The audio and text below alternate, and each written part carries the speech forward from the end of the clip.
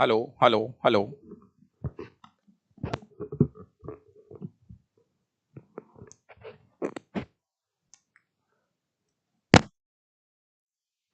नमस्कार दोस्तों, मैं संजय डावरा आप सभी विद्यार्थियों का हार्दिक स्वागत करता हूं डावरा क्लासेज के इस ऑनलाइन प्लेटफॉर्म पर। सभी विद्यार्थियों को नमस्कार, गुड इवनिंग और सभी विद्यार्थियों को महादेव बाबा की शुभकामनाएं और सबको खुश रखे जल्दी जल्दी से। बिल्कुल एक बार भोलेनाथ की जयकार लगा के और क्लास को स्टार्ट कर देते हैं। एक बार जल्दी से कमेंट करके बताइए भैया, आवाज वगैरह क्लियर है? रामरू पीणा गुड इवनिंग भाई, कालूराम गुड इवनिंग, सबको मेरा नमस्कार। Rakesh Kumar good evening, Bhupendra Saini ji.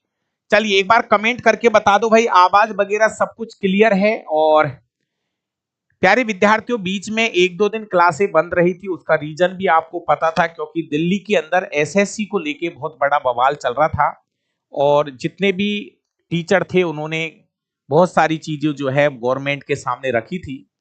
उन्होंने प्रयास किया था, तो ऐसी कंडीशन में क्लासें चलाना थोड़ा सा अच्छा नहीं था। अब उन्होंने अपना प्रयास किया है, जो भी होगा आपको पता लग जाएगा। लेकिन रेलवे की भी बहुत सारी चीजें वो रखना चाह रहे थे, लेकिन वो चीजें पहुंची नहीं है। फिर भी सभी लोग सोशल मीडिया के जरिए हम लगे रहेंगे, आप भी लगे रहिए। और जहां तक है मेरा ये अनुमान है, जितने भी भाई रेलवे की तैयारी कर रहे हैं, बाकी का उनको पता, रेलवे वाले को, मेरा अनुमान ये कहता है या तो डायरेक्ट एग्जाम डेट आने वाली है, तैयार रहना। या तो एग्जाम डेट आने वाली है, या प्यारे विद्यार्थियों 100% ये जगह बढ़ेंगी। और 100% ये भी कहना चाह रहा हूं कि जगह बढ़ेगी ना, तो इतनी बढ़ेगी कि आपकी जितना सोच रहे हो ना उससे ज्यादा बढ़ेगी। और रीफॉर्म दोबारा से फॉर्म भराए जाएंगे। और अगर ऐसा हुआ तो ये एग्जाम सीधी सीधी 2026 में जाएगी। ग्रुप डी की बात कर रहा हूं भाई। बाकी का अभी हमारा जो मेन टारगेट है, क्योंकि उन्होंने कहा कि एक महीने के अंदर, अभी जब इस पे स्टे आई थी ग्रुप डी पे, तो उन्होंने कहा था कि एक महीने के अंदर हम इसका सॉल्यूशन करा लेंगे और कहीं एग्जाम डेट नहीं आ जाए, थोड़ा सतर्क रहना। बाकी की चीजें हम लगातार चलती रहेंगी। प्यारे विद्यार्थियों, आज हम पेपर नंबर 21 को स्टार्ट करेंगे। जो भी भाई अगर चैनल पे नया है तो आपको बता दूं, मैं 2024 के अंदर जो 62 पेपर हुए हैं, प्यारे विद्यार्थियों, हमारी रेलवे की जो एग्जाम है वो टीसीएस करवाती है, ये कंपनी का नाम है। और इस बार भी हमारी रेलवे की जो एग्जाम है वो टीसीएस ही कराएगी। तो जितने भी भाई अभी लाइव है, अपनी प्रैक्टिस जारी रखिए। प्यारे विद्यार्थियों, ये पेपर नंबर 21 है और टेक्नीशियन का पेपर नंबर 6 है। ये टेक्नीशियन ग्रेड थर्ड, प्यारे विद्यार्थियों ध्यान से सुनिए, ये टेक्नीशियन ग्रेड थर्ड का प्यारे विद्यार्थियों ये पेपर नंबर 6 है। हर पेपर के अंदर 40 क्वेश्चन रहेंगे। तो आपको बता दूं, अगर कोई भी विद्यार्थी साइंस पढ़ना चाहता है तो वो प्ले स्टोर पे जाकर साइंस पढ़ सकता है। प्यारे विद्यार्थियों, लाइव बैच चल रहा है, रिकॉर्डेड बैच भी आपको मैं दे रहा हूं और शानदार ऑफर चल रहा है, एक बार जाके चेक कर लेना। शानदार ऑफर चल रहा है। ये हमारी हाथ से लिखी गई फिजिक्स की किताब है, आप इसे हमारे एप्लीकेशन से ऑर्डर कर सकते हो। ये हाथ से लिखी हुई बायोलॉजी की किताब है, आप इनको हमारे डावरा क्लासेस जयपुर एप्लीकेशन पे जाके ऑर्डर कर सकते हैं। ये रहा 24/12/2024 शिफ्ट फर्स्ट का पेपर है, टेक्नीशियन ग्रेड थर्ड का पेपर रहेगा दोस्तों ये। चलिए कर they start. Question number 1, question number 1 देखो दोस्तों, 30 सेंटीमीटर ऊंचाई का एक बिंब मतलब वस्तु को अवतल दर्पण के सामने रखा जाता है। 30 सेंटीमीटर की कोई वस्तु है, 30 सेंटीमीटर की कोई वस्तु है। लेंस की बात हो रही है, पहली बात तो गलत नहीं करे, लेंस की बात हो रही है दोस्तों, अवतल लेंस की बात हो रही है, लेंस की बात हो रही है, लेंस की बात हो रही है। ये इसका प्रकाशिक केंद्र बिंदु O है दोस्तों। 30 सेंटीमीटर पर कोई वस्तु रखी गई है, 30 सेंटीमीटर ऊंचाई है, ऊंचाई, height height height height height height है 30 सेंटीमीटर, ठीक है। हाइट की कोई वस्तु है, अवतल दर्पण के सामने, अवतल लेंस के सामने रखा गया है। और 10 सेंटीमीटर ऊंचाई का एक प्रतिबिंब बनता है। इसका जो प्रतिबिंब बनेगा वो 10 सेंटीमीटर ऊंचाई का बनेगा। प्यारे विद्यार्थियों, थोड़ा सा यहां पे कुछ बातें आपको समझनी पड़ेगी क्योंकि ये 10 सेंटीमीटर का है। अब आपको मैं बताऊं, उन्होंने कहा है कि आवर्धन क्षमता ज्ञात कीजिए। प्यारे विद्यार्थियों, लेंस की आवर्धन क्षमता ज्ञात करने का जो फॉर्मूला है, लेंस की आवर्धन क्षमता ज्ञात करने का जो फॉर्मूला है वो है प्रतिबिंब की ऊंचाई बटे बिंब की ऊंचाई। हमारे क्वेश्चन में प्रतिबिंब की जो ऊंचाई है, प्रतिबिंब की ऊंचाई बटे बिंब ऊंचाई, ध्यान से देखो एक बार, प्रतिबिंब की ऊंचाई बटे बिंब ऊंचाई। तो प्रतिबिंब की ऊंचाई कितनी है? प्रतिबिंब की ऊंचाई कितनी है? 10 सेंटीमीटर। और बिंब की ऊंचाई कितनी है? वो है 30 सेंटीमीटर। ध्यान से सुनो प्यारे विद्यार्थियों, मैं आपको यह क्लियर कर दूं थोड़ा थोड़ा सा, यदि आप जानते हैं समझते हैं तो। प्यारे विद्यार्थियों, जो अवतल लेंस होता है, प्लीज, अवतल लेंस में वस्तु हमेशा सीधी रखी जाती है। भैया वस्तु हमेशा सीधी रखी जाती है तो ये हाइट जो है ना, ये प्लस में ली जाती है। हाइट जो है ना प्लस में ली जाती है, हाइट जो है प्लस में ली जाती है। और प्रतिबिंब जो है ना, प्रतिबिंब भी सीधा ही बनता है। इसमें जो प्रतिबिंब बनता है वो भी सीधा ही बनता है। फिक्स है, फिक्स है, फिक्स है। यहां पर जो प्रतिबिंब बनता है वो भी सीधा बनता है। तो यहां पर भी प्लस, यहां पर भी प्लस। आंसर जो होगा वो प्लस में होगा, 1/3 होगा। प्लस में होगा, 1/3 होगा, प्लस में होगा और 1/3 होगा। क्वेश्चन दोबारा समझना भाई साहब, एक बार वापस समझो मेरे प्यारे विद्यार्थियों। अवतल लेंस की बात हो रही है, प्लीज थोड़ा सा अपने दिमाग को स्थिर करिए। अवतल लेंस में कुल 2 स्थिति बनती है।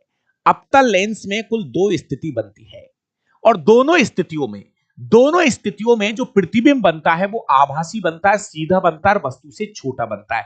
आभासी बनता है, सीधा बनता है, वस्तु से छोटा बनता है। इस लाइन को पकड़िए जो मैं कह रहा हूं।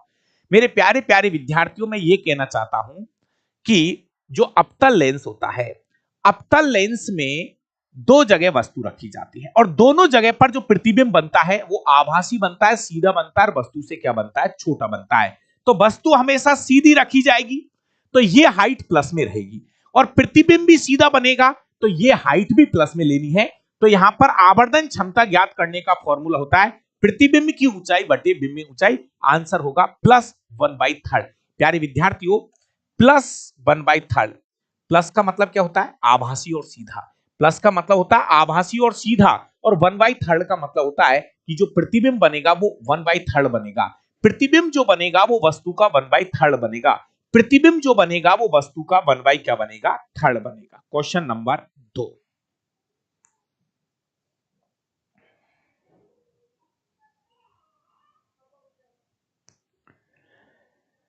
हाँ भाई, चलो आगे बढ़िए। क्वेश्चन नंबर 2 पढ़ लो एक बार। ठीक है, ठीक है। हाँ, क्वेश्चन नंबर 2 देख लीजिए एक बार। स्वतंत्र रूप से गिर रही एक वस्तु की गति निम्नलिखित में से किसका उदाहरण है? प्यारे विद्यार्थियों, स्वतंत्र रूप से गिर रही वस्तु, स्वतंत्र रूप से गिर रही वस्तु का मतलब यह होता है कि उस पर केवल एक ही बल लग रहा है जिसका नाम है गुरुत्व। इस शब्दों को समझना भाई साहब, बाकी का क्वेश्चन भी आप कर दोगे, कोई दिक्कत नहीं है। लेकिन मेरा कहना है ये छोटे छोटे शब्द होते हैं जिनको आप जानो पहचानो। स्वतंत्र रूप से गिरना, इसका मतलब होता है कि जैसे ये वस्तु है, अपन बोल रहे हैं स्वतंत्र रूप से गिर रही है, तो इसका मतलब है कि इस पर केवल एक बल लगेगा। इस पर केवल एक बल लग रहा है जिसका नाम है गुरुत्वीय बल, और इसके अलावा इस पर कोई बाह्य बल नहीं लगना चाहिए। इसके अलावा इस पर कोई बाह्य बल नहीं लगना चाहिए। ऐसी स्थिति में प्यारे विद्यार्थियों, वस्तु का वेग में परिवर्तन होगा। वेग में परिवर्तन बिल्कुल होगा या नहीं होगा बताइए? जब वस्तु स्वतंत्र रूप से गिरती है तो आप मुझे बताइए उसके वेग में परिवर्तन होगा? एक लाइन मुझे कमेंट करके बताइए कि उसके वेग में परिवर्तन होगा या नहीं होगा। प्यारे विद्यार्थियों, जब वस्तु स्वतंत्र रूप से नीचे गिरेगी तो वो एक समान त्वरित गति से गति करेगी। एक समान त्वरित गति, मतलब इसका मतलब यह है कि उसकी गति के दौरान उसका जो जी का मान है वो नहीं बदलेगा। गति के दौरान उसका जो जी का मान है वो नहीं बदलता है इस कंडीशन में। जी हां,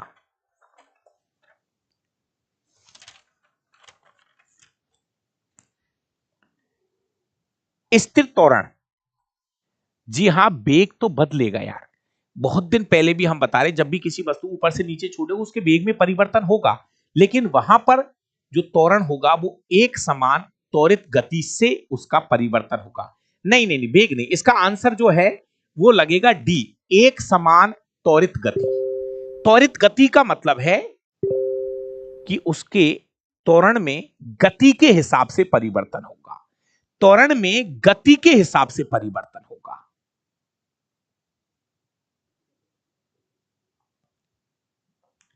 अरे भाई, वेग एक समान नहीं रहता है, एक समान वेग नहीं है, वेग तो बदलेगा जब भी वस्तु को ऊपर से नीचे छोड़ेंगे। एक समान चाल नहीं, एक समान चाल भी नहीं होगी।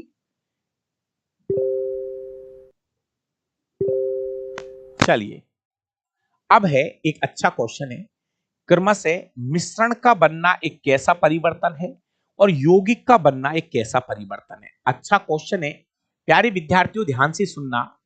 मिश्रण का बनना एक भौतिक परिवर्तन है।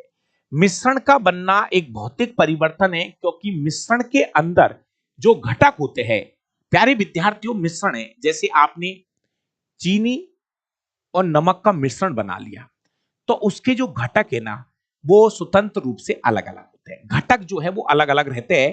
प्यारे विद्यार्थियों, जो यौगिक होते हैं, यौगिक के अंदर प्यारे विद्यार्थियों जो घटकों का जो मिश्रण होता है वो रासायनिक परिवर्तन के तहत होता है।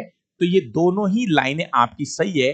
मिश्रण का बनना एक भौतिक परिवर्तन है जिसमें पदार्थ को हम वापस मूल अवस्था में ला सकते हैं, जबकि यौगिक का बनना एक रासायनिक परिवर्तन है। दोस्तों, क्वेश्चन नंबर 4, निम्नलिखित में से उस विकल्प का चयन कीजिए जो दिए गए वाक्य को सही ढंग से पूरा कर सके। पीएच, पीएच पैमाने पर का उपयोग किसी बिलियन के, प्यारे विद्यार्थियों पीएच पैमाने का, पीएच के बारे में आपको पता होगा। पीएच मतलब पोटेंशियल ऑफ हाइड्रोजन। प्यारे विद्यार्थियों, पीएच एक स्केल है जिसकी खोज 1909 में सोरेनसन ने की थी। पीएच स्केल बताता है कि किसी विलयन की प्रकृति कैसी होगी, वो विलयन अम्लीय होगा या क्षारीय होगा या उदासीन होगा। तो प्यारे विद्यार्थियों, पीएच स्केल से हम किसी विलयन की अम्लीयता और क्षारिकता का पता लगाते हैं। अगला एक और एकदम सीधा क्वेश्चन है, द्रव्यमान और जड़त्व के बीच में क्या संबंध है। प्यारे विद्यार्थियों, आपने कितनी बार पढ़ लिया न्यूटन की गति का पहला नियम। न्यूटन की गति का पहला नियम कहता है कि जड़त्व का जो मान है वो द्रव्यमान के समानुपाती होता है। बहुत सीधा क्वेश्चन है, ज्यादा टाइम बिल्कुल खराब मत करिए। ग्रुप डी के 99 पेपर करा दो। चल ठीक है, करा देते हैं। प्यारे विद्यार्थियों, जड़त्व का जो मान है वो द्रव्यमान के क्या होता है, समानुपाती होता है। क्वेश्चन नंबर 6 सीधा क्वेश्चन है, आराम से पढ़ो फिर जवाब देना, फिर जवाब देना, जल्दबाजी मत करना। देखिए, पौधों में निषेचन के संबंध में निम्नलिखित में से कौन सा कथन सही है। मेरे प्यारे प्यारे विद्यार्थियों, मेरे प्यारे विद्यार्थियों, निषेचन की बात हो रही है पौधों में, तो पौधों में निषेचन कैसे होता है मैं आपको बता देता हूं। प्यारे विद्यार्थियों, ये होते हैं परागकण। परागकण, अब ये परागकण जो है ना, ये जाके गिरते हैं कहां पर, बढ़ती काग्र पर। कहां जाके गिरेंगे, सुनो सुनो सुनो सुनो, बढ़ती काग्र पर। दोस्तों, ये परागकण है, ये आ जाते इस बढ़ती काग्र पर, ठीक है, और यहां आकर एक नली बनती है जिसको पराग नली बोलते हैं। तो ये जो एक तरह का, ये क्या है, ये अपना मेल पार्ट है जिसको आप परागकण बोल रहे हो। ये परागकण इस नली के द्वारा नीचे जाएगा और यहां पर बीजांड, बीजांड के अंदर होता है अंडा, बीजांड के अंदर होता है अंडा। तो ये जो परागकण है ये नीचे आएगा, नीचे आएगा, नीचे आएगा और आके इस अंडे से क्या करेगा, युग्मन करेगा, इस अंडे के साथ में मिल जाएगा। इसको बोलते हैं निषेचन। तो दोस्तों, आप आराम से जब इसको पढ़ोगे तो आप देखिए, सुनिए, चौथा ऑप्शन पढ़ा रहा हूं, पराग कणों द्वारा निर्मित नर जनन कोशिका, नर जनन कोशिका बीजांड में विद्यमान मादा युग्मक के साथ संलयन करती है इसे ही निषेचन कहा जाता है। सी क्यों? सी क्यों? पराग कणों द्वारा निर्मित नर जनन कोशिका वर्तिकाग्र में विद्यमान नहीं, वर्तिकाग्र में विद्यमान मादा युग्मक नहीं, नहीं नहीं नहीं, नहीं। मादा युग्मक जो है, मादा युग्मक क्या वर्तिकाग्र में होता है क्या? अरे भाइयों, ये जो अंडा होता है वो यहां होता है क्या? अंडा यहां होता है कि नहीं? अंडा यहां होता है बीजांड में। अरे अंडा कहां होता है मेरे भाइयों, प्लीज। अरे लाइन को पढ़िए, ऐसा क्वेश्चन नहीं है जैसे आप सोच रहे हो, ऐसा क्वेश्चन नहीं है ये। प्यारे विद्यार्थियों, यहां बोला है वर्तिकाग्र में विद्यमान मादा युग्मक के साथ क्या अंडा वर्तिकाग्र में होता है? नहीं मेरे भाई, प्लीज आप मेरी बात को समझिए। यहां पर पहला पढ़ लेते हैं, बीजांड द्वारा निर्मित नर जनन कोशिका नहीं, नर जनन कोशिका परागनली, ये बीजांड से थोड़ी शुरू होती है कहानी। D is a right answer 100%। प्यारे विद्यार्थियों, बहुत अच्छा क्वेश्चन है, एक एक लाइन बहुत अच्छे से पढ़नी पड़ेगी। और ये क्वेश्चन है एनसीईआरटी कक्षा 10वीं के अंदर है, रिप्रोडक्टिव वाले चैप्टर के अंदर। देखो कितनी अच्छी सी गलती करी है। वर्तिकाग्र में विद्यमान मादा युग्मक, क्या मादा युग्मक अंडा क्या वर्तिकाग्र में होता है? नहीं नहीं नहीं। विकास भाई एक बार इसको शेयर कर दीजिए, जितने भी अपने ग्रुप है सब में शेयर कर दीजिए। राइट आंसर इसका डी होगा। क्वेश्चन नंबर 7, पादप कोशिकाओं में कोशिका भित्ति का काम क्या है? उसके पास उचित आनुवांशिक पदार्थ नहीं होता है। कोशिका भित्ति, पादपों की जो कोशिका भित्ति होती है, पादपों की कोशिका भित्ति मेनली सेलुलोज की बनी होती है। पादपों की जो कोशिका भित्ति होती है वो मेनली सेलुलोज की बनी होती है, सेलुलोज की बनी होती है। लेकिन कवक जो होते हैं, कवकों की कोशिका भित्ति जो है उसमें थोड़ा अंतर है, वो काइटिन की बनी होती है। कवकों की कोशिका भित्ति काइटिन की बनी होती है। काम क्या है प्यारे विद्यार्थियों? उनके पास कोशिका द्रव नहीं होता, ये प्रकाश संश्लेषण के लिए जरूरी होती है नहीं, ये पादपों की कोशिकाओं को विभिन्न बाहरी प्रभावों से, मतलब एक तरह से कोशिका की रक्षा करने का काम करती है। सभी दोस्त एक बार वीडियो को लाइक कर दीजिए, शेयर कर दीजिए। वापस से क्लासें रेगुलर हो चुकी है। क्वेश्चन नंबर 8,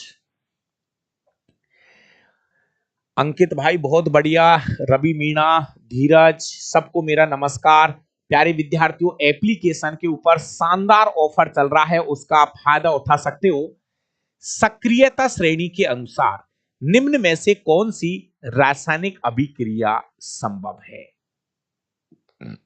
आपको पढ़ते पढ़ते इतना अंदाजा हो गया होगा कि कॉपर लोहे को नहीं हटा सकता, कॉपर कम क्रियाशील है, ये लोहे को नहीं हटा सकता। प्यारे विद्यार्थियों, चांदी एल्यूमिनियम को नहीं हटा सकती, चांदी कम क्रियाशील है। क्रियाशीलता का क्रम बताओ मुझे। गुरुजी याद ही नहीं हो रहा, कर लो यार, याद कर लीजिए मेरे भाई। Potassium, sodium, calcium, magnesium, aluminium, zinc, एफी, लेड, हाइड्रोजन, कॉपर, मरकरी, चांदी, सोना। भाई कर ले, भाई इनको याद कर ले। चांदी जो है ये एल्यूमिनियम को नहीं हटा सकती। कॉपर, कॉपर ये रहा, कॉपर जिंक को नहीं हटा सकता।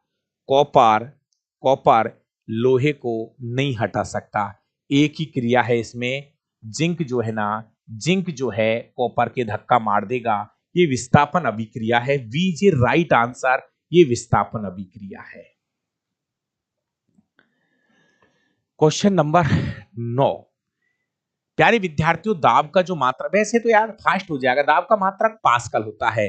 दाब होता है इकाई क्षेत्रफल पर लगने वाला बल, या प्रणोद भी कह सकते हैं इसको। इसका मात्रक जो होता है वो है न्यूटन अपॉन मीटर स्क्वायर, जिसको हम पास्कल कहते हैं दोस्तों।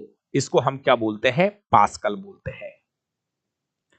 अगला क्वेश्चन है, निम्नलिखित में से कौन सी परिघटना के कारण गर्मियों में सूती कपड़े पहने जाने हैं? प्यारे विद्यार्थी, क्वेश्चन बार बार रिपीट हो रहा है। सूती कपड़े का पहनने का जो सबसे बड़ा रीजन है वो है वाष्पीकरण, जिसकी वजह से हमारा जो शरीर है वो क्या रहता है? ठंडा रहता है। बहुत बार रिपीट हुआ है, बहुत बार रिपीट हो चुका अब तक। निम्नलिखित में से कौन सा आयनिक यौगिक का एक उदाहरण है? प्यारे विद्यार्थियों, दो यौगिक आप अच्छे से पढ़ लो। एक है आयनिक यौगिक, जहां पर इलेक्ट्रॉनों की लेन देन होती है, एक इलेक्ट्रॉन देता है, दूसरा इलेक्ट्रॉन लेता है। तो प्यारे विद्यार्थियों, ये सबको पता है, खाने वाला नमक मतलब NaCl। प्यारे विद्यार्थियों, यहां पर Na प्लस होता है, Cl माइनस।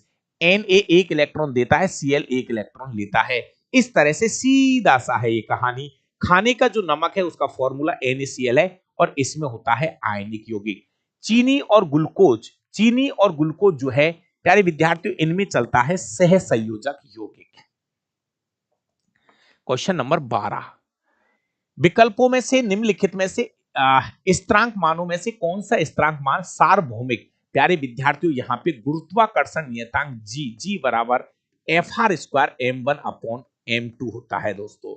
गुरुत्वाकर्षण नियतांक जी बराबर, और इसका मान 6.67 इंटू 10 की पावर -11। भैया मात्रक देखो, इसका मात्रक newton into metre square into kilogram -2 kilogram -2 होता है दोस्तों। तो इसका सही जवाब है 6.67 इंटू 10 की power -11 newton into metre square. जी हां, newton into metre square into kilogram -2 पूरा ध्यान रखना, किलोग्राम -2। निम्नलिखित में से मेंडल द्वारा मटर पर किए गए प्रयोगों में प्रभावी लक्षण कौन कौन से हैं? मेरे प्यारे विद्यार्थियों, यहां पर कहानी चल रही है मेंडल की। मेंडल ने जब मटर के ऊपर अपने प्रयोग किए थे तो उसने टोटल 34 लक्षण देखे थे, लेकिन अपने प्रयोगों के लिए उन्होंने केवल 7 जोड़ी विपर्यासी लक्षणों का चयन किया। 7 जोड़ी लक्षण में प्रभावी लक्षण और उनके सामने उनके अप्रभावी लक्षण है। अब क्वेश्चन यह है प्यारे विद्यार्थियों, आपको बहुत अच्छे से पता होगा, अगर मैं बीज की आकृति को देखूं तो आपको पता होगा गोल बीज जो है वो प्रभावी है, जबकि अप्रभावी आपका ये झुर्रीदार वाला अप्रभावी है। हरे बीज और बौने पौधे, प्यारे विद्यार्थियों, ये अप्रभावी है। इसका प्रभावी लक्षण क्या है? लंबा। प्यारे विद्यार्थियों, अब बात आती है, ये तो बीज की आकृति और बीज का रंग, बीज की आकृति और बीज का रंग, प्यारे विद्यार्थियों, बीज का रंग। अब मुझे आप कमेंट करके ये बता दो, बीज का रंग, एक था फली का रंग, एक है फली का रंग। प्यारे विद्यार्थियों, फली का रंग था पीला और हरा और पीला, सॉरी, हरा प्रभावी, पीला अप्रभावी। बीज का रंग कैसा है? बीज का रंग का प्रभावी लक्षण क्या है? उल्टा हो जाएगा, पीला और हरा, पीला और हरा, पीला और हरा। ये हरा भी अप्रभावी है, ये हरा भी अप्रभावी है। मेरा भाई लिस्ट को अच्छे से पढ़ना। फिर बता रहा हूं, जो मेंडल ने जब मटर पर प्रयोग किए थे तो जो 7 जोड़ी जो लक्षण थे ना, प्लीज उनको अच्छे से पढ़ लेना। और कभी कभी क्या होता है, ऐसा लगता है कि चीजें याद है, लेकिन मेरे भाई जल्लाद भाई, ओ भैया दादा जल्लाद भाई, दे देंगे दादा आपको तो हम वैसे ही दे देंगे, ठीक है ना, कर देंगे आपको, डिस्काउंट कर देंगे, भारी डिस्काउंट कर देंगे। चलिए, अब बार बार कमेंट मत करें, नहीं तो जल्लाद ब्लैक डिब्बे में दे दूंगा तेरे को। एक हमारे पास भी लाल डिब्बा है, जिसमें कोई भी ऐसा जल्लाद आता है तो उसको लाल डिब्बे में रख देते हैं हम। जो बार बार कमेंट करता है ना, तो उसको हम लाल डिब्बे में रख देते हैं, तो है ना, डिस्काउंट दे देंगे आपको। और आप ज्यादा गरीब हो तो आपको फ्री पहुंचा देंगे। लेकिन प्लीज आप अब कमेंट को बार बार कॉपी पेस्ट मत करिए, नहीं तो आप चले जाओगे लाल डिब्बे में, है ना। चलिए, गलत युग्म का पहचान कीजिए, गलत छांटिए। गलत युग्म, प्यारे विद्यार्थियों, कुल्हड़, जो मिट्टी के जो कुल्हड़ होते हैं, गैर जैव निम्नीकरण है? नहीं भाई, कुल्हड़ जो है ना, मिट्टी के जो कुल्हड़ होते हैं, जब हम उनको फेंकेंगे तो उनका विघटन हो जाएगा, तो वो गैर जैव निम्नीकरण नहीं है, ये गलत है। ये कुल्हड़ जो होते हैं ना, ये जैव निम्नीकरण में आते हैं, गैर जैव निम्न नहीं नहीं नहीं नहीं, नहीं गलत आंसर मत दो। प्लास्टिक ये गैर जैव निम्नीकरण सही है, तो सही है। सब्जी निम्नीकरण है, ये भी बात सही है। कागज का प्याला ये भी जैव, भैया गलत पूछ रहा है, नीचे के तीनों लाइनें सही है, ए इज ए राइट आंसर। कुल्हड़ भी जैव निम्नीकरणीय है, लेकिन इसने सॉरी, कुल्हड़ जो है जैव निम्नीकरणीय है और इन्होंने यहां दे रखा है गैर जैव निम्नीकरणीय, तो ए ऑप्शन गलत है। ये गलत पूछ रहा है, वो ए गलत है, गलत ही पूछ रहा है। 15 नंबर, नमक सोडियम क्लोराइड में किस तत्व के आयन, अरे भाई करना ही क्या है यार, नमक में Na+ है, Cl-, Na+ और Cl-। Na आयन जो है वो धनावेशित होता है, जबकि Cl आयन जो है वो ऋणावेशित होता है। नमक में, नमक के अंदर Na+ और Cl- चलता है, Na+ और Cl-। नमक Na+ और Cl-। निम्नलिखित में से कौन सा कथन प्रतिरोधकों के समांतर क्रम संयोजन के लिए सही है? समांतर क्रम संयोजन के लिए सही है। प्यारे विद्यार्थियों, आप पढ़ो, चीजों को अच्छे से पढ़िए मेरे प्यारे विद्यार्थियों। जब प्रतिरोधों को समांतर क्रम में जोड़ा जाता है तो बताइए क्या क्या चीजें सही है, क्या क्या चीजें सही है। देखिए, समांतर क्रम है, वोल्टेज जो है ना वो समान जाता है, वोल्टेज समान जाता है दोस्तों। समांतर क्रम में धारा जो है वो अलग अलग जाती है, अलग अलग जाती है, धारा का मान अलग अलग जाता है। और प्यारे विद्यार्थियों, इसका तुल्य प्रतिरोध इस फॉर्मूले से ज्ञात करते हैं, 1/R, एक minute, 1/R1 plus 1/R2 plus 1/R3 से हम ज्ञात कर लेते हैं। और इसकी एक खासियत है, इसका जो तुल्य प्रतिरोध होता है, मेरे प्यारे विद्यार्थियों, आपको मैंने एक दिन पहले भी बताया था कि समांतर क्रम का जो उपयोग करते हैं वो निम्न प्रतिरोध प्राप्त करने के लिए कुल प्रतिरोध सदैव अल्पतम प्रतिरोध से कम प्राप्त होता है। भैया बी ऑप्शन पकड़िए, बहुत अच्छा, सीधा याद कर रखा है बच्चों ने, इसमें कुछ भी नहीं करना आपको। समांतर क्रम का जब तुल्य प्रतिरोध ज्ञात किया जाता है तो सर्किट में जो सबसे लो वाला लगा होता है, सर्किट में सबसे लोएस्ट जो रेजिस्टेंस होता है उससे कम प्राप्त करने के लिए हम समांतर क्रम का उपयोग करते हैं।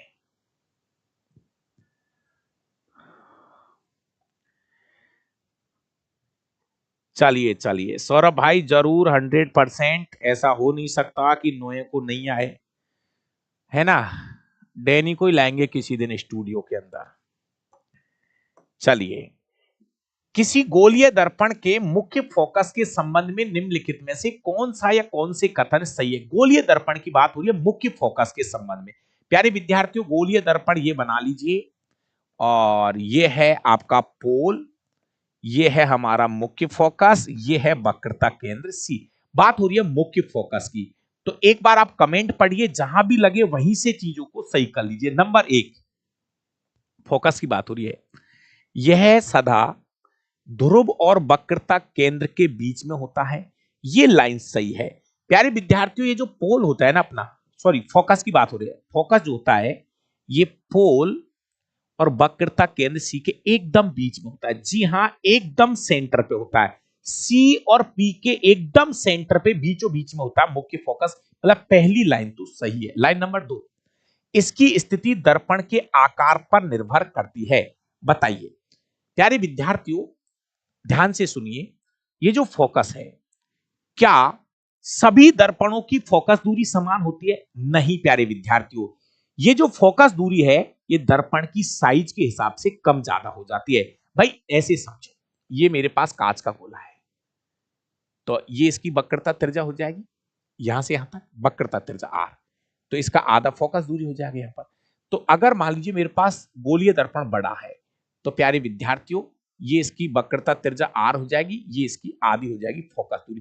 कहने का मतलब, अगर दर्पण छोटा बड़ा है तो फोकस दूरी भी कम ज्यादा होगी। कथन नंबर बी भी सही है। यह सदा वक्रता केंद्र पर स्थित होता है। नहीं प्यारे विद्यार्थियों, तो ए और बी को पकड़िए, मतलब ए राइट आंसर रहेगा। दो कथन यहां पर सही है, दो कथन यहां नहीं नहीं नहीं नहीं, दो कथन सही है ए और बी। राकेश कुमार जी एक बार अच्छे से पढ़ लीजिए, आपका पहला और दूसरा कथन सही है। मेरे भाई सबकी फोकस दूरी एक जैसी थोड़ी होती है यारो। यहां पर सही पूछ रहा है तो दो कथन सही है ए और बी, और ए और बी आपको नजर आ रहे हैं ऑप्शन नंबर ए में। क्वेश्चन नंबर 18, निम्नलिखित में से कौन सा दाब का मात्रक है? रिपीट हुआ है, ज्यादा टाइम खराब मत करो, हो गया तो हो गया, रिपीट क्या करें। दाब का एसआई मात्रक क्या होता है? पास्कल। ये बढ़िया क्वेश्चन है। उमा 60 मीटर लंबे पुल में तैरती। ओ भाई सुनो, ये ऐसे समझो ये पुल है, ये बिंदु ए, ये बिंदु बी, और इसकी दूरी है 60 मीटर लंबा पुल है। अब सुनो बढ़िया क्वेश्चन है, जल्दबाजी मत करना। वह 1 मिनट में एक छोर से दूसरे छोर तक, 1 मिनट में एक छोर से दूसरे छोर तक, एक छोर से दूसरे छोर तक, और वापस वापस उसी सीधे रास्ते से तैरते हुए 120 मीटर 120 मीटर चलती। अरे भाई 60 गई थी, 60 गई थी और 60 वापस आई है। 60 जाने वाला रास्ता, 60 आने वाला रास्ता। प्यारे विद्यार्थियों, अब मैं आपको क्लियर कर दूं, यहां पर प्रारंभिक बिंदु भी यही था और लास्ट में वो आके भी यही रुकेगी। तो ऐसे में विस्थापन का जो मान होगा प्यारे विद्यार्थियों, विस्थापन का मान 0 होगा और दूरी जो है वो होगी 120 मीटर। क्वेश्चन का सही जवाब है उमा का औसत वेग। औसत वेग मेरे भाई, औसत वेग में क्या करना है? हाँ, अरे भाई जाने वाली दूरी आने वाली दूरी 120 बटे 120, नहीं 0, और विस्थापन भी क्या होगा इसका? 0 होगा। औसत वेग दूरी बटे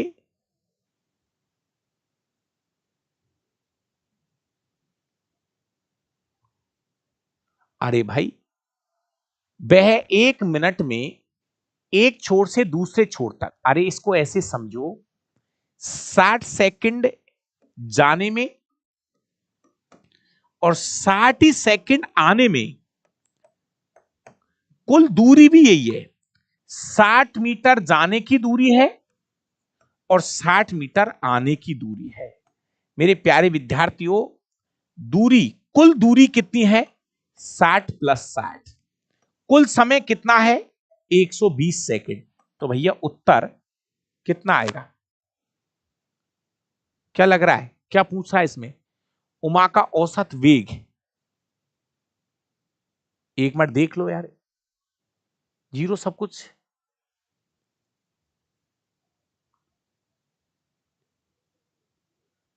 कुल विस्थापन बटे कुल समय आएगा इसमें। औसत वेग, एक मिनट समझ लो भाई, औसत वेग में आपको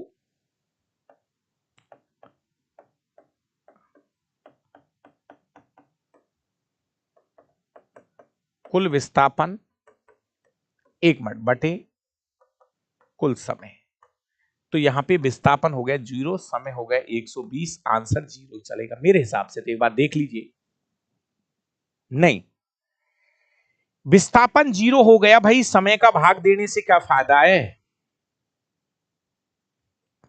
कुल विस्थापन 0, तो भैया उत्तर तो फाइनली 0। कुल विस्थापन बटे कुल समय भैया 0 ही बनेगा यार। नहीं एक नहीं, एक नहीं, सॉरी भाई, एक नहीं, वेग बराबर है विस्थापन बटे समय। अब प्लीज नहीं नहीं नहीं नहीं, एक बार चेक कर लो इसको, इधर इधर उधर मत हो। प्यारे विद्यार्थियों, आपसे पूछा गया है कुल औसत वेग, औसत वेग है, पहले तो वेग बराबर होता है विस्थापन, इसको देख लो एक बार लास्ट बार, विस्थापन बटे समय। अब आपको जब एवरेज निकालते हो तो वहां पे लिखते हैं कुल विस्थापन बटे कुल समय, कुल विस्थापन बटे कुल समय। प्यारे विद्यार्थियों, इस प्रश्न में विस्थापन 0 है। बस एक लाइन में बार बार बोल रहा हूं, ध्यान से सुनिए। इस क्वेश्चन में विस्थापन 0 है, क्योंकि ये जो उमा है यहीं से गई थी, 60 मीटर की दूरी हो गई, फिर वापस आएगी तो 60 मीटर की दूरी हो गई, तभी तो वो 120 मीटर चल पाएगी। तो यहां पर मेरे भाई प्लीज विस्थापन, दूरी नहीं विस्थापन लिखना पड़ेगा यहां पर। भैया वेग ज्ञात करना है तो वेग का जो सूत्र होता है वो होता है विस्थापन बटे समय। प्यारे विद्यार्थियों, विस्थापन बटे समय होगा। देखो आप समझो, इसको वापस से समझ लो। एक भाई के नहीं समझ में आया तो प्लीज पहले तो ये समझ। उमा ने ये कही है कि यहां से ए बिंदु से चलती है उमा, 60 मीटर जाती है, 60 मीटर, और वो कह रहा है कि 60 मीटर वापस आती है, तभी तो 120 होगी। 60 मीटर गई, बी पे चली गई, अब वापस से आई इसी रास्ते से, वो कह रहा है इसी रास्ते से आई है, इसी रास्ते से आई है, और वापस यहां आ गई। तो अब दूरी हो गई, उसके द्वारा चली गई दूरी हो गई 120 मीटर। 60 मीटर जाने की दूरी, 60 मीटर आने की दूरी, वो वापस उसी बिंदु पर आ गई। तो प्यारे विद्यार्थियों, पहले तो ये देख लो कि अगर कोई भी वस्तु वापस उसी बिंदु पे आ जाती है तो उसका विस्थापन 0 हो जाता है, ये फिक्स है। चली गई दूरी तो 120 मीटर है, लेकिन विस्थापन 0 है मेरे भाई। और अब आपको ज्ञात करना औसत वेग। भैया वेग बराबर होता है, वेग बराबर होता है विस्थापन बटे समय। तो यहां पर आप लिखोगे कुल विस्थापन बटे कुल समय। समय तो लगा है, समय तो लगा है, पर विस्थापन 0 है। समय तो लगा है 120 सेकेंड, लेकिन विस्थापन 0 है। मेरे भाई क्वेश्चन का सही जवाब आपका हो जाएगा 0।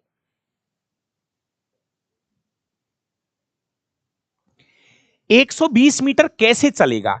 अरे भाई उसने बोला है कि 60 मीटर चलिए, और बोल रहा है उसी उसी उसी वो 1 मिनट में एक छोर से दूसरे छोर तक, और वापस उसी रास्ते में, सीधे उसी रास्ते से वापस आ जाती है और 120 मीटर चल लेती है। तो 60 मीटर जाना, 60 मीटर आना, विस्थापन 0 है मेरा भाई, आंसर 0 लगेगा। क्वेश्चन नंबर 20, निम्नलिखित में से किस जीवन प्रक्रिया में डीएनए प्रतिलिपि का निर्माण होता है? मेरा भाई इनमें से आपको कौन सा ऐसा तंत्र दिख रहा है जहां पर डीएनए की फोटोकॉपी होती है? तो प्यारे विद्यार्थियों, ऐसा होता है प्रजनन के अंदर। जब जनन की क्रिया होती है, जब शुक्राणु अंडाणु मिलते हैं, तो वहीं पे प्यारे विद्यार्थियों डीएनए की प्रतिलिपि बनती है। तो इस क्वेश्चन का सही जवाब है प्रजनन तंत्र, मतलब शुक्राणु अंडाणुओं का मिलना। अगला क्वेश्चन है, ये बढ़िया क्वेश्चन है। ग्लूकोज 6 कार्बन रखता है, तो पाइरुवेट अम्ल के पास कितने कार्बन होंगे? क्वेश्चन नंबर 21 का जवाब दीजिए एक बार।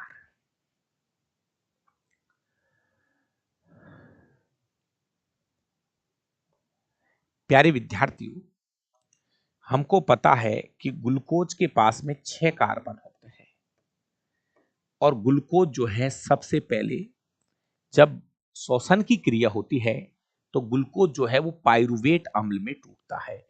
तो प्यारे विद्यार्थियों, पाइरुवेट अम्ल का फॉर्मूला C3H4O3 होता है। जो भी भाई मेरा टेलीग्राम चैनल चला रहा है, देख रहा है, प्यारे विद्यार्थियों, अभी थोड़ी देर पहले मैंने आपको इसका एक फॉर्मूला पूरी डिटेल भेजी है।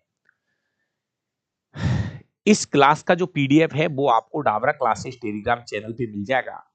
ये मेरा टेलीग्राम चैनल है जहां से आप जितने भी पेपर हम करा रहे हैं, जितने भी पेपरों का सॉल्यूशन हम करा रहे हैं, ये सभी पेपर जो है आपको मिल जाएंगे दोस्तों हमारे टेलीग्राम चैनल पर। भैया कार्बन की संख्या पूछ रहा है, यदि ग्लूकोज में 6 कार्बन है तो पाइरुवेट अम्ल में कितने कार्बन होंगे? कार्बन पूछ रहा है तो यहां पर 3 कार्बन है। क्वेश्चन नंबर 22, निम्नलिखित में से कौन सा अपचयन अभिक्रिया का एक उदाहरण है? ऑक्सीकरण नहीं, ऑक्सीकरण नहीं, अपचयन।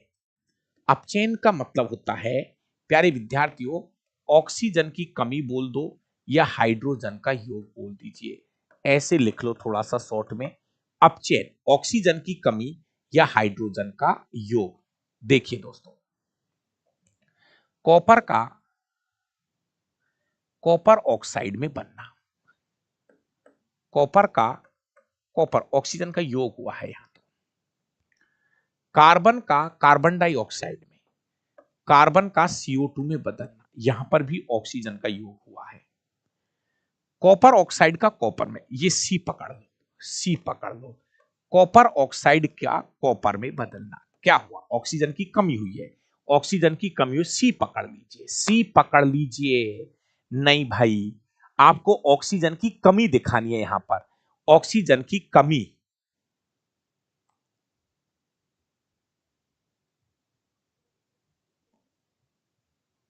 सी राइट आंसर है। एथेनॉल C2H5OH, एथेनॉल C2H5OH का एसिटिक अम्ल में CH3COOH, यहां पे क्या हुआ? हाइड्रोजन 5, यहां पे हाइड्रोजन 3, हाइड्रोजन की कमी हो रही है यहां पर, तो हाइड्रोजन की कमी है, ये हाइड्रोजन की कमी हो रही है यहां, तो हाइड्रोजन की कमी है, हाइड्रोजन 5 है, यहां 3 है, हाइड्रोजन की कमी, हाइड्रोजन की कमी। सी राइट आंसर, एकदम परफेक्ट। कॉपर ऑक्साइड है ये, कॉपर ऑक्साइड में यहां देखो कॉपर उड़ गया, कॉपर उड़ गया, कॉपर ऑक्साइड है, इसके साथ में ऑक्सीजन जुड़ रही है यहां, तो और यहां से ऑक्सीजन की क्या हो गई? कमी हो गई, तो सी राइट आंसर है। अपचयन। अगला क्वेश्चन है, किसी गैस को रिक्त स्थान द्वारा द्रवित किया जा सकता है। प्यारे विद्यार्थियों, एकदम देसी भाषा में, हमारे पास में गैस होती है, तो जब हम गैसों को सिलेंडरों के अंदर भरते हैं तो क्या चीज वहां पर जरूरी होती है? तो प्यारे विद्यार्थियों, किसी गैस को जब हम सिलेंडर के अंदर भरते हैं तो वो लिक्विड अवस्था में चली जाती है, लेकिन कब? उच्च दाब, दाब हाई प्रेशर, उच्च दाब व निम्न ताप की वजह से। मेरा भाई, उच्च ताप व निम्न दाब आपको करना पड़ेगा, इसका रीजन है हाई प्रेशर, अणु पास पास आ जाएंगे, ध्यान से सुनना, हाई प्रेशर लगाएंगे तो अणु पास पास आएंगे, साथ में टेम्परेचर को लो करना है, क्योंकि अगर टेम्परेचर बढ़ा दिया तो काइनेटिक एनर्जी बढ़ जाएगी, अणु दूर दूर चले जाएंगे। तो प्यारे विद्यार्थियों, अगर किसी भी गैस को अगर हम लिक्विड अवस्था में लाना चाह रहे हैं तो हाई प्रेशर लो टेम्परेचर से हम इसको कन्वर्ट करेंगे। क्वेश्चन नंबर 24, एक गेंद को एक टावर के शीर्ष से गिराया जाता है, गेंद की गति के मध्य बिंदु पर गेंद में निहित ऊर्जा कौन सी होगी? प्यारे विद्यार्थियों, ये गेंद है, आपने उसको ऊपर से नीचे भगाया तो इसका वेग बढ़ रहा है, वेग क्या हो रहा है? बढ़ रहा है। दोस्तों, वेग क्या हो रहा है? बढ़ रहा है। वेग बढ़ रहा है मतलब गतिज ऊर्जा बढ़ रही है, गतिज ऊर्जा बढ़ रही है। प्यारे विद्यार्थियों, जब गतिज ऊर्जा बढ़ती है ना तो पोटेंशियल एनर्जी घटती है, पोटेंशियल एनर्जी घटती है। क्वेश्चन क्या पूछ रहा है? एक गेंद को ऊपर से नीचे फेंका जाता है, तो गेंद की गति के मध्य बिंदु पर गेंद में निहित ऊर्जा कौन सी होगी? तो दोनों ही चलती है, दोनों ही चलती है दोस्तों, दोनों ही चलेगी। जब किसी गेंद को ऊपर से नीचे फेंकते हैं तो उसकी स्पीड बढ़ती है, वेग बढ़ता है, वेग बढ़ता है तो गतिज ऊर्जा बढ़ती है। वापस सुनिए, आपने वस्तु को ऊपर से नीचे फेंका, प्यारे विद्यार्थियों, बहुत अच्छा कंसेप्ट है, जब भी हम वस्तु को ऊपर से नीचे फेंकेंगे तो उसका वेग बढ़ेगा, वेग बढ़ेगा तो गतिज ऊर्जा बढ़ेगी, क्योंकि प्यारे विद्यार्थियों आपको पता है गतिज ऊर्जा जो है वेग के वर्ग के समानुपाती होती है। जी हां, वेग बढ़ेगा तो गतिज ऊर्जा भी बढ़ेगी, और उल्टा चलता है, जहां पे गतिज ऊर्जा बढ़ती है वहां पे स्थितिज ऊर्जा घटती है, तो दोनों ही परिवर्तन होते हैं मेरे भाई। राइट आंसर जो होगा वो होगा डी। क्वेश्चन नंबर 25, थोड़ा ढंग से पढ़िए इस क्वेश्चन को। मनुष्य में वायु नासा द्वार के माध्यम से प्रवेश करती है, ठीक है, वायु जो है नाकों से प्रवेश कर जाती है, अच्छी बात है, और यहां से वायु कंठ से होते हुए फेफड़ों में चली जाती है, अच्छी बात है। निम्नलिखित में से क्या यह सुनिश्चित करता है कि वायु मार्ग, श्वसन मार्ग कंठ में निपतित न हो? इसको समझने का मतलब यह है कि प्यारे विद्यार्थियों, जब हम सांस लेते हैं तो हमारी जो वायु है ना, उसकी वजह से हमारे जो फेफड़े हैं ये चिपके नहीं। तो आपको मैं बता दूं, इसका थोड़ा सा भाषा में अंतर है। नहीं तो इन्होंने ये कहा है कि जब हम वायु लेते हैं या छोड़ते हैं तो श्वास नली जो है ना वो चिपकनी नहीं चाहिए। श्वास नली जो है चिपकनी नहीं चाहिए, तो इससे बचाने का काम करती है श्वास नली में जो बले पाई जाती है। मेरे प्यारे विद्यार्थियों, श्वास नली के अंदर 15 से 20 सी आकार के छल्ले पाए जाते हैं, और ये सी आकार के छल्ले जो है ना, ये उपास्थि के बने होते हैं, नर्म हड्डियों के बने होते हैं, जो कि श्वास नली को चिपकने से बचाते हैं, श्वास नली को चिपकने से बचाने का काम करते हैं। जितने भी भाई नए हैं प्यारे विद्यार्थियों, मैं आपसे एक चीज बोलूंगा, पहले एक बार आप YouTube पर पढ़ लो। आपको लगता है कि हम YouTube से सिलेक्शन ले जाएंगे, अच्छी बात है, लेकिन अगर कोई नया बच्चा है तो एक ही बात बोलूंगा कि आप समय निकाल के, है समय, तो एक बार आप एप्लीकेशन पे जाइए और वहां से विज्ञान को पढ़ लीजिए। बहुत बड़ा ऑफर चल रहा है, मात्र 299 के अंदर आपको पूरा लाइव बैच दिया जा रहा है। फिजिक्स, केमिस्ट्री और बायोलॉजी तीनों सब्जेक्ट जो है वहां पे लाइव चल रही है, तो आप आराम से लाइव बैच के साथ जाके जुड़ सकते हैं। अवतल दर्पण की बात हो रही है।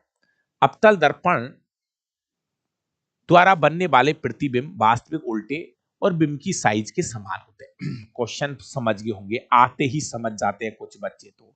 बहुत बढ़िया मेरे प्यारे विद्यार्थियों, जब वस्तु को हम वक्रता केंद्र सी पे रखते हैं, जब वस्तु को वक्रता केंद्र सी पे रखते हैं तो उसका प्रतिबिंब भी वक्रता केंद्र सी पे बनता है। अगर ये 2 सेंटीमीटर का है तो ये भी 2 सेंटीमीटर का बनता है। तो रख दीजिए वस्तु वक्रता केंद्र सी पर। क्वेश्चन यही है दोस्तों। नहीं, प्रतिबिंब वास्तविक होगा, उल्टा होगा और वस्तु के समान होगा। समान। स्थिति नंबर 3 पकड़िए मेरे भाइयों, स्थिति नंबर 3 पकड़िए। क्यों समय खराब कर रहे हो? जब वस्तु वक्रता केंद्र सी पर होती है तो प्रतिबिंब भी वक्रता केंद्र सी पर बनता है। क्वेश्चन नंबर 27, उस परिघटना का क्या नाम है जिसके कारण कांच, ओ हो सबको पता है, क्यों क्वेश्चन को आगे बढ़ा रहे हो? कांच की प्रिज्म पैसे ये 7 रंगों में बंटना, श्वेत प्रकाश का इस तरह से 7 रंगों में बंटना वर्ण विक्षेपण कहलाता है। वर्ण विक्षेपण कहलाता है।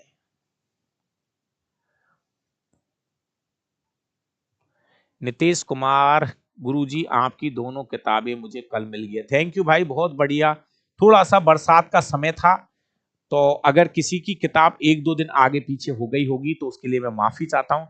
किताब हर स्टूडेंट की पहुंचेगी।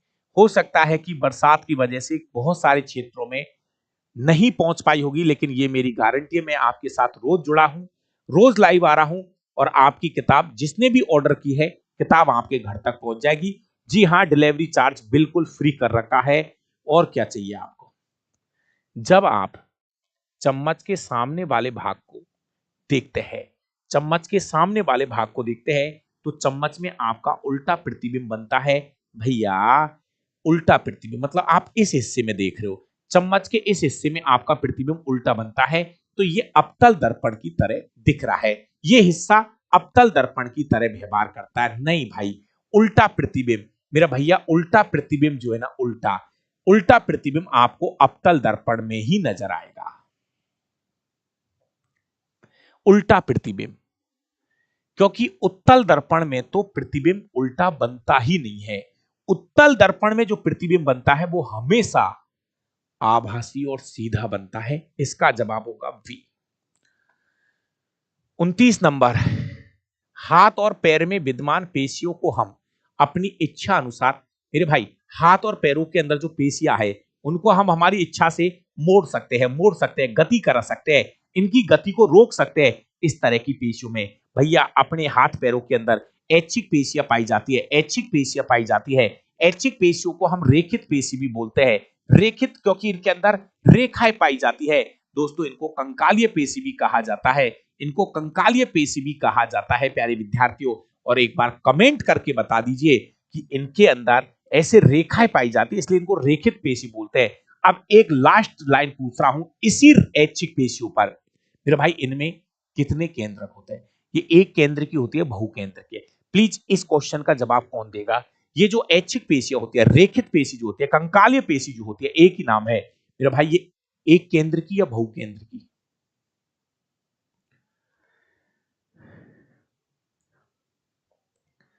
ऐच्छिक जो पेशियां होती है ये एक केंद्र की होती है या बहुकेंद्र की होती है? बस इस क्वेश्चन का जवाब दे दीजिए आप तो मुझे। एक अगला क्वेश्चन नंबर 30 बहुत अच्छा है प्यारे विद्यार्थियों। एक छड़ चुंबक के अंदर, ये रहा छड़ चुंबक, एक छड़ चुंबक के अंदर चुंबक के चुंबकीय क्षेत्र रेखाओं की दिशा कैसे होती है? अंदर, ओ अंदर, ये है एन, ये है एस। प्यारे विद्यार्थियों, बाहर जो बल रेखाएं चलती है वो चलती है उत्तर से दक्षिण, बाहर जो बल रेखाएं चलती है वो उत्तर से दक्षिण, और मेरे भाई अंदर अंदर अंदर अंदर दक्षिण से उत्तर, अंदर बल रेखाएं दक्षिण से उत्तर, दक्षिण से उत्तर, दक्षिण से उत्तर, दक्षिण से उत्तर, दक्षिण से उत्तर। डी।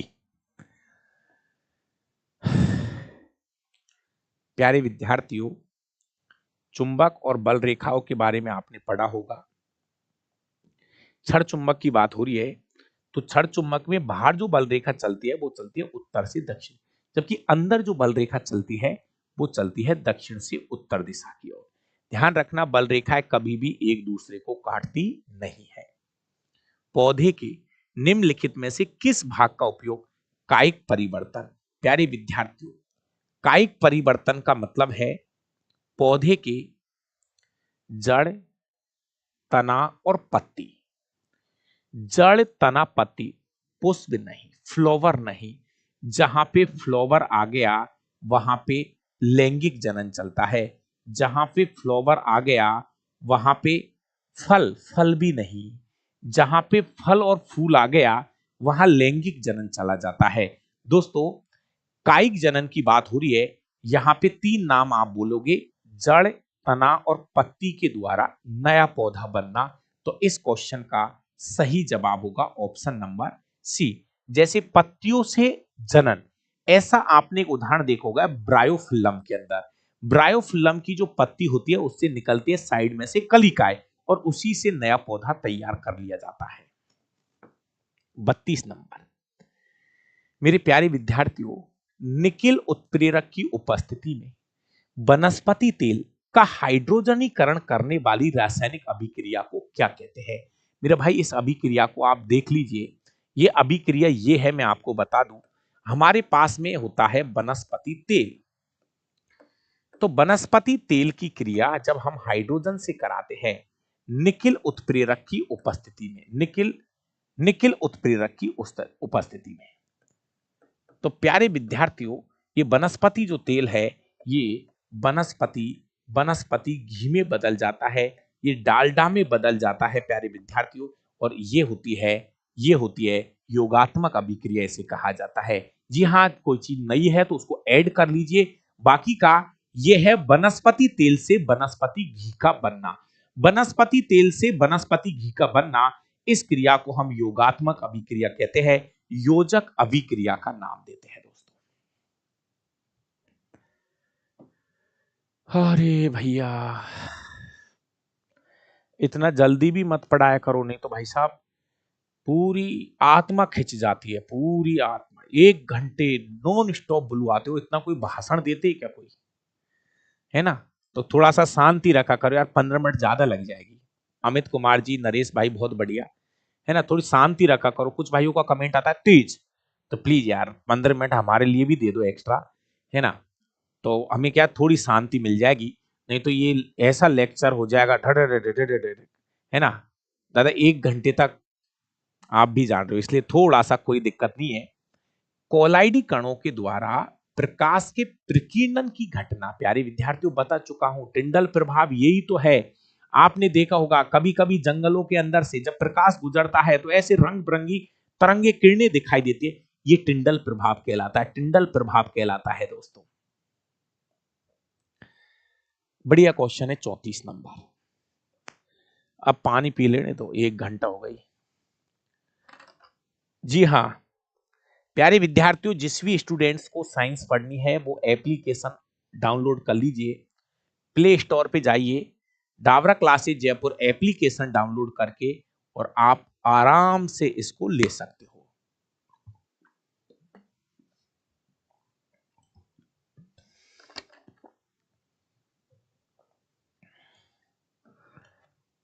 डायरेक्ट पढ़ के बता दो इस क्वेश्चन को क्या कह रहा है मेरी भाषा में। प्यारे विद्यार्थियों, जब हमारा निर्माण होता है, जब हम बनते हैं, जब हमारा शरीर बनता है मां के गर्भ के अंदर, तो प्यारे विद्यार्थियों हमारे जो वृषण होते हैं वो शरीर के अंदर ही रहते हैं। स्टार्टिंग में जब हम बनते हैं तो हमारे जो वृषण होते हैं वो शरीर के अंदर रहते हैं, लेकिन जैसे जैसे हम बड़े होते हैं, मतलब 9 महीने के हो जाते हैं पेट के अंदर ही मेरे भाई, तो प्यारे विद्यार्थियों ऐसा कहा जाता है कि एक समय के साथ हमारे जो वृषण है वो शरीर के बाहर आ जाते हैं। उसका एक रीजन है कि शुक्राणु निर्माण के लिए शरीर का जो तापमान है अंदर का, उससे 2 से 3 डिग्री टेम्परेचर कम होना जरूरी है। मेरे भाई शुक्राणुओं का निर्माण नहीं होता अगर हमारे वृषण अगर हमारे वृषण अंदर होते तो शुक्राणुओं का निर्माण नहीं होता, और निर्माण नहीं होता तो शायद ये सृष्टि अब तक चलती ही नहीं। तो मेरे भाई इसका जो मेन रीजन है वो है शरीर के सामान्य ताप से कम ताप का हो। वृषण पढ़ लो, पहले उत्तर टिक कर दिया। वृषण उदर गुहा के बाहर, ये वृषण है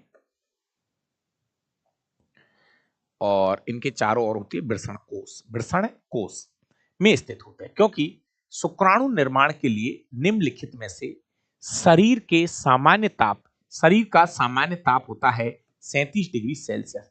इससे 2 से 3 डिग्री सेल्सियस तापमान कम होना जरूरी है। एक कंडीशन है शुक्राणु निर्माण के लिए।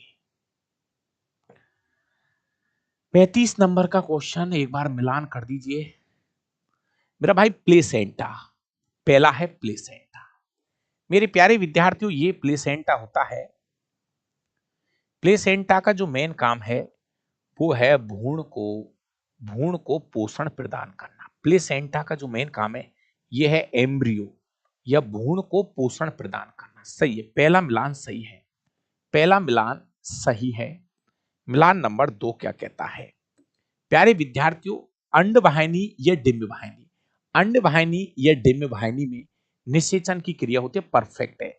मेरे प्यारे विद्यार्थियों, शुक्राणु और अंडाणु का मिलना निषेचन कहलाता है। शुक्राणु और अंडाणु का मिलना निषेचन कहलाता है, और निषेचन की जो क्रिया होती है ये महिलाओं के अंडवाहिनी, डिंबवाहिनी या फैलोपियन ट्यूब के अंदर होते हैं। तीनों एक ही नाम है, अंडवाहिनी बोल दो, डिंबवाहिनी बोल दो या फैलोपियन ट्यूब बोल दीजिए। और तीसरा है ये गर्भाशय ही है दोस्तों। 9 महीने तक इस बच्चे का जो विकास होता है वो गर्भाशय में ही होता है। प्यारे विद्यार्थियों, शुक्राणु अंडाणु जब मिलके आते हैं तो मेरे प्यारे प्यारे विद्यार्थियों वो गर्भाशय में आकर अंतररोपण हो जाते हैं, मतलब गर्भाशय के अंदर आकर ये रोपित हो जाता है। तो 1 2 3 ABC, 1 2 3, 1 2 3 ABC, D answer right है। बढ़िया क्वेश्चन है, शानदार शब्द भी अच्छे लिए लोगों ने। क्वेश्चन नंबर 36, निम्न में से कौन सी मक्खन की परिक्षिप्त प्रावस्था है? बढ़िया क्वेश्चन है। ये टॉपिक है ना, ये वाला मैं आज आपको फिर बता दूं कि ये टॉपिक बहुत सारे बच्चों को फंसाएगा, क्योंकि ये लिस्ट बच्चों को याद होती नहीं है और ये क्वेश्चन पे वो तुक्का मारेंगे। तो एक बार फिर कह रहा हूं, या तो वो लिस्ट को याद कर लेना, नहीं तो तुक्का मत मारना, बाकी आपकी मर्जी है। प्यारे विद्यार्थियों, मक्खन के निर्माण में परिक्षिप्त प्रावस्था मतलब, देखिए मक्खन के अंदर क्या है, ठोस द्रव, ठोस द्रव, ठोस द्रव। अब ये देखना है कौन सी चीज ज्यादा है कौन सी चीज कम है। तो परिक्षिप्त प्रावस्था, परिक्षेपण माध्यम, तो परिक्षिप्त प्रावस्था ये चीज कम रहेगी, कम रहती है। जो चीज कम रहती है उसके बारे में पूछ रहा है। अब बताओ कि जब मक्खन होता है उसमें केवल ठोस होता है या केवल है, सीधा है क्वेश्चन, सीधा है क्वेश्चन का उत्तर। अरे तुक, अरे यार, अरे क्या मक्खन में केवल ठोस है, केवल द्रव है, केवल गैस है? पहली बात तो ये तीनों ऑप्शन वैसे ही गलत हो। अरे दादा, एक चीज से कुछ भी नहीं बनता है। अरे मेरे दादा, अरे दादा, एक चीज से तो कुछ कोलाइड ही बनता ही नहीं है, एक चीज से तो कुछ बनता ही नहीं है मेरे भाई। इसमें आपको दो चीज लेना पड़ेगा, ठोस और द्रव दोनों।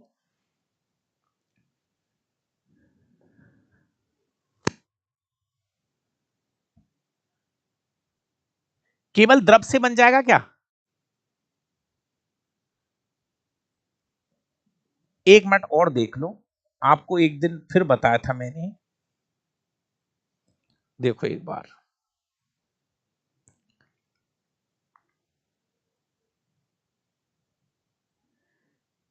एक दिन मैंने आपको टेलीग्राम पर भी भेजा है। हाँ, इसमें एक पूछ रहा है, रोज भेज रहा हूं आपको। एक दिन पूरी साइंस में जितने भी चित्र थे, अभी 2-3 दिन पहले की बात है, पूरी साइंस में जहां जहां मुझे लगा है ना, उसके सबके फोटो आपको भेज दिए यार। सबके फोटो, इतने सारे फोटो भेजे मैंने एनसीईआरटी का, जिसकी कोई लिमिट नहीं। ये वाला चार्ट है, इसको या तो दीवार पे लगा दो। परिक्षिप्त प्रवस्था पूछ रहा है किसके अंदर?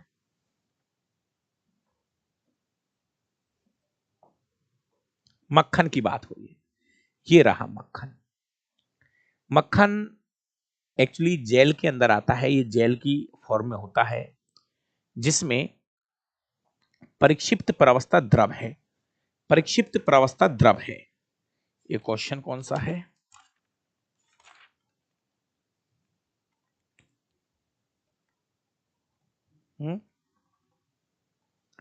मक्खन में परिक्षिप्त प्रवस्था।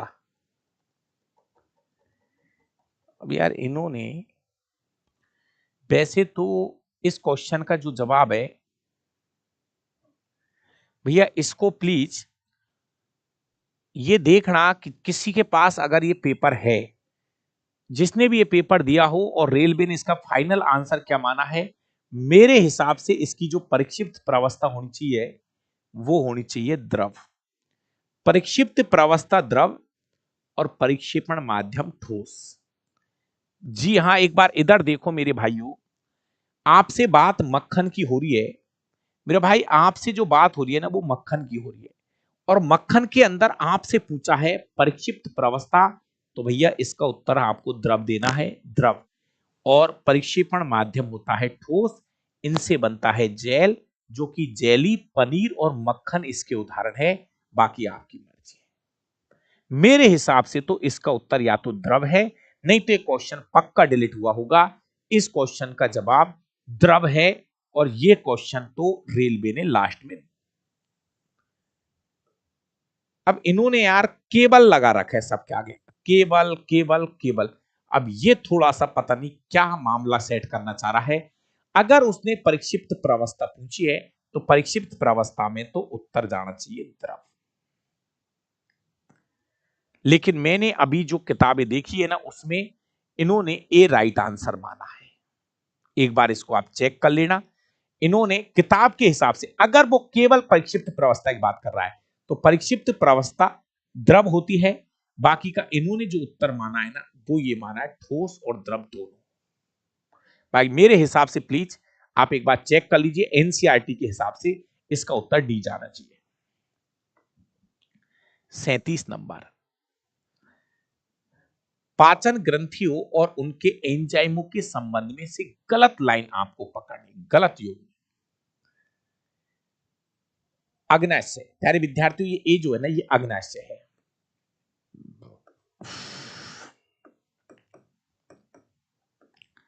कहता अग्नाशय से,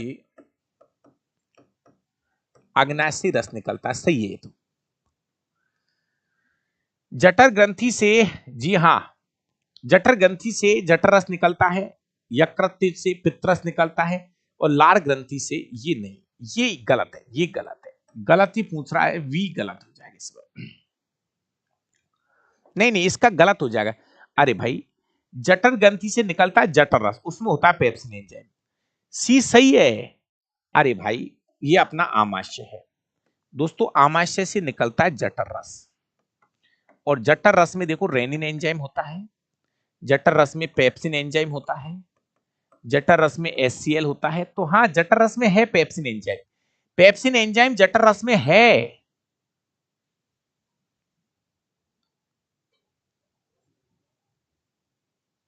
चेक कर लो इसको, राइट आंसर इसका वी जाएगा। भाई लार में ट्रिप्सिन एंजाइम नहीं होता है, लाइपेज और ट्रिप्सिन एंजाइम तो अग्नाशय ग्रंथि से निकलते हैं, लाइपेज और ट्रिप्सिन। लाइपेज और ट्रिप्सिन एंजाइम जो है वो तो अग्नाशय ग्रंथि से निकलते हैं। ठीक है, क्वेश्चन नंबर 38 दोस्तों, पदार्थ की अवस्थाओं पर दाब में परिवर्तन के प्रभावों के संबंध में निम्नलिखित में से कौन सा कथन सही है? दाब, दाब प्यारे विद्यार्थियों, हमारे पास तीन अवस्था होती है, ठोस, द्रव और गैस। अभी बात हो रही है कि अगर हम दाब से पदार्थ में क्या परिवर्तन ला सकते हैं, तो यहां लिखा है दाब लगाने और ताप घटाने से गैसें द्रवीकृत हो जाती है। अभी तो पढ़ा था थोड़ी देर पहले, बिल्कुल सही है। उच्च दाब और निम्न ताप से गैसों को लिक्विड अवस्था में ला सकते हैं, ये कथन तो अभी पढ़ा है हमने। ठोस कार्बन डाइऑक्साइड, जिसको आप ड्राई आइस बोलते हो, वो सेम उच्च दाब में संग्रहित किया जाता है। मेरे हिसाब से तो दोनों कथन सही है, वी इज राइट आंसर। भाई ड्राई आइस भी इसी कंडीशन से बनाई जाती है, high pressure low temperature. Question number 39, निम्नलिखित में से कौन सी अंतःस्रावी ग्रंथि वृद्धि हार्मोन? प्यारे विद्यार्थियों, वृद्धि हार्मोन सबको पता है, बच्चा बच्चा को पता है। पीयूष ग्रंथि, जिसको हम मास्टर ग्रंथि कहते हैं, प्यारे विद्यार्थियों यही से यहां से वृद्धि हार्मोन निकलेगा, जिसको आप ग्रोथ हार्मोन कहते हैं। ये हमारी शरीर की लंबाई के साथ साथ शरीर की वृद्धि के लिए, विकास के लिए भी जरूरी हार्मोन है। क्वेश्चन नंबर 40 शायद अभी भेजा है थोड़ी देर पहले मैंने टेलीग्राम पर। निम्नलिखित में से कौन सा प्राणी अपना लिंग परिवर्तन कर सकता है? मेरे प्यारे प्यारे विद्यार्थियों, अभी यहां से इतना सा पूछा है कि कौन सा जीव ऐसा है जो जैसे जैसे बड़ा होता है वो नर से मादा बन जाता है, नर से मादा बन जाता है। ये है घोंगा। प्यारे विद्यार्थियों, ये हमारा मोलस्का संघ में आता है, ये हमारे मोलस्का संघ का एक जलीय जीव है, और ये समय के साथ, ऐसे कहते हैं कि शुरुआत में इसमें नर है और आकार, प्रकृति और समय के साथ साथ इसका लिंग बदल जाता है। यही इसका सही जवाब है, मोलस्का संघ में आता है सीप या घोंगा। तो मैं जो विद्यार्थी लेट जुड़े हैं, मैं आपको बता दूं मेरे प्यारे प्यारे विद्यार्थियों, हम कर रहे थे 2024 के 62 पेपरों का सॉल्यूशन। 2024 के 62 पेपरों का सॉल्यूशन मैं करा रहा हूं, और आज कराया है मैंने पेपर नंबर 21। 20 पेपर करा चुका था पहले, जिसकी लिस्ट आप प्ले लिस्ट में जाके चेक कर लीजिए। और ये जो पेपर चल रहे हैं, ये टेक्नीशियन ग्रेड थर्ड के पेपर चल रहे हैं, और ये टेक्नीशियन ग्रेड थर्ड का आज छठा पेपर था दोस्तों। वैसे पेपर नंबर 21 है और ग्रेड थर्ड का ये छठा पेपर है। जिसको भी विज्ञान पढ़नी है, फिर बता रहा हूं, बहुत शानदार ऑफर चल रहा है। आप समय निकाल के ये साइंस यहां से लाइव और रिकॉर्डेड दोनों पढ़ सकते हैं। तो थैंक यू, बहुत बहुत धन्यवाद मेरे प्यारे विद्यार्थियों। फिर कह के जा रहा हूं, या तो एग्जाम जल्दी होगी और नहीं तो फिर 2026 में जाएगी ये परीक्षा। क्योंकि दो ही चीजें, या तो एग्जाम डेट आ रही है जल्दी से, और नहीं तो आज फिर कह रहा हूं तैयार रहना। नहीं तो अगर फॉर्म दोबारा भराए तो ये 20 में होगी। अभी वक्त है, पढ़ते रहिए। अगर आपके पास समय है तो आप बैच करिए, और एक ही विज्ञान पढ़िए, बार बार विज्ञान नहीं पढ़िए। लोको पायलट के लिए अलग बैच, अरे भैया साइंस पढ़नी है, एक बार पढ़ लो, एक बार विज्ञान पढ़ लीजिए, चाहे ग्रुप डी का एग्जाम दो, लोको पायलट, टेक्नीशियन, हर के लिए एक विज्ञान। चलिए थैंक यू, बाकी का मिलते हैं कल शाम को 8 बजे।